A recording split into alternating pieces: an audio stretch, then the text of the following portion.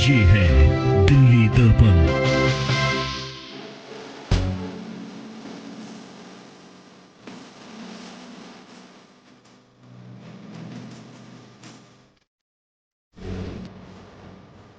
और शायद आप लोगों को उस रामलीला का इतिहास नहीं मालूम कि पहली रामलीला कब हुई थी। बाजार सीताराम 1700। अर्जुन जी को बताया 1700 कुछ में 1729 के बाद जब मोहम्मद शाह रंगीला दिल्ली के बादशाह बने और उनको कर्जे की जरूरत पड़ी क्योंकि खजाना उनका खाली था, तो उन्होंने लाला सीताराम जो सीताराम बाजार में रहते थे, जिसका नाम अब सीताराम बाजार हो गया, और मैं चूंकि उसी गली की पैदाइश हूँ और वही मेरा जीवन सारा व्यतीत हुआ, 50 वर्ष मैंने वहीं पर लगाए, तो लाला सीताराम से उन्होंने कर्जा मांगा। लाला सीताराम ने कहा मैं कर्जा दूंगा, लेकिन मेरी एक कंडीशन है। तो मोहम्मद शाह रंगीला ने पूछा क्या कंडीशन है?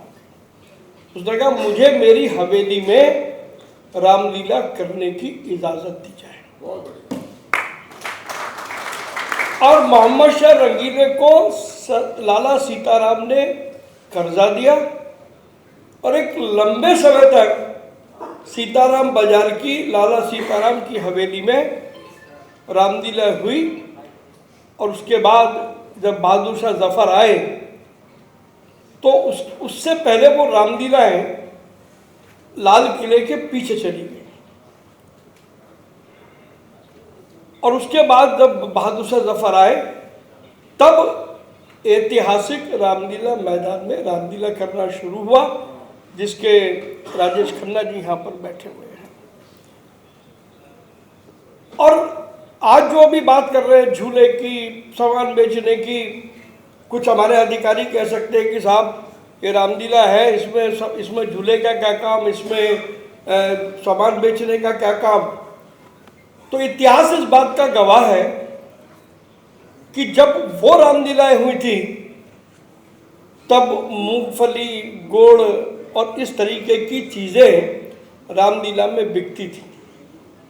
और जब हम बहुत छोटे थे और रामलीला मैदान में जाते थे तो आकर्षण ये रहता था कि एक गुब्बारा मिल जाएगा, एक कोई खिलौना मिल जाएगा, एक कुछ और चीज़ मिल जाएगी, और चलते हुए हमदर्द पर कुछ खाने को मिल जाएगा।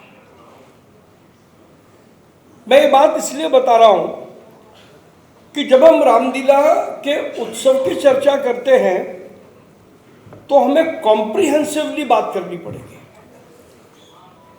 और रामलीला के इतिहास को हमें भी समझना है और हमारे अधिकारियों को भी समझना है। ये है